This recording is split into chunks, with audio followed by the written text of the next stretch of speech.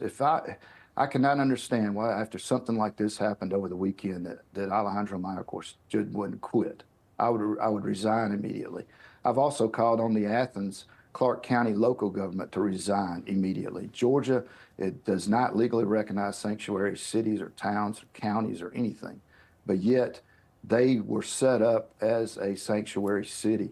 And I guarantee you, tens of thousands of parents out there that send their students and their kids to the University of Georgia there in Athens, they don't know that. They don't know this is a sanctuary city. And as a father of a 26-year-old daughter, man, this is just gut wrenching. We don't allow this to happen in our country, and yet it is happening right in front of our faces. Yeah, it's so sad already, but because it was completely preventable, I think it's even worse. And this program, Wake Up America, we've got a huge connection to the University of Georgia. Charla McBride went to Georgia. Alex Kramer went to Georgia. My wife went to Georgia. General Blaine Holt, who's on with us on a weekly basis, went to Georgia. And Athens, for people who don't know, this is like one of the safest, one of the most friendly, one of the best college towns in all of America. You do not expect this to happen at parks in Athens, Georgia.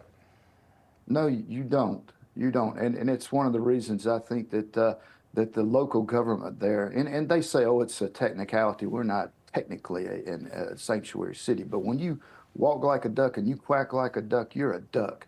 And that's what they've been doing, is allowing these people to flow in there. And you take this fellow right here for the Sibera.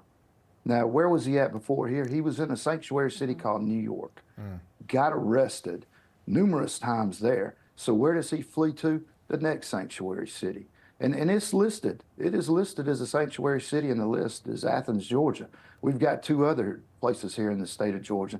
They need to be shut down. I know the state legislature is working hard this week to pass some laws and get those into the books where we can make the penalties harder on these cities that are allowing this to happen in our state.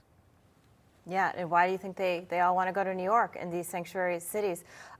One of the things that I learned today, and I was surprised, but Venezuela won't take them back. They said, forget it. China too. I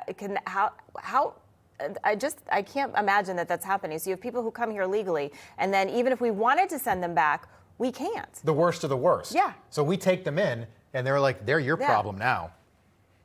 Well, we have death penalty here in Georgia, so we can settle up with this fellow. But wherever we picked them up from, that's where we need to drop them back off at. They came through the southern border, send them back to the southern border. Mexico's just as responsible for this as anybody. They could stop this. They could help us stop this, and they have in the past. We just don't have an administration that is willing to step up and be strong enough in some areas. And in some areas like this one, hey, they're welcoming it. The more the people that they can push into this country that are coming over here, most of them supposedly want to come over here and sit down and take all our goodies.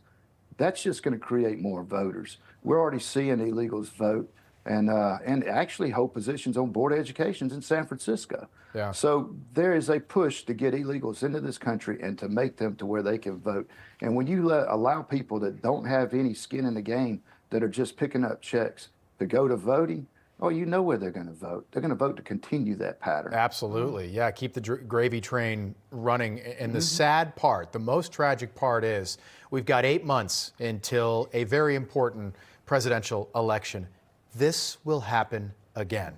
This will happen again. And I just hope the American people think about 22-year-old Laken Riley when they go to vote. They will. On November the 5th. You know, and I'm going to tell you something. South Carolina was electrifying. I know President Trump said that. You could feel it. You could sense it. You know, I've been to Iowa with President Trump. I was in New Hampshire with President Trump. Right. The American people are really waking up out there.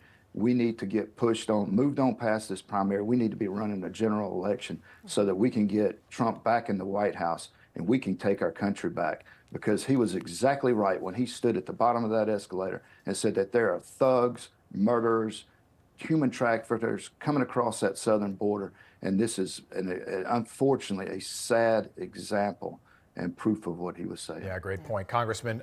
We've taken up too much of your time. We appreciate you being with us this morning. Such a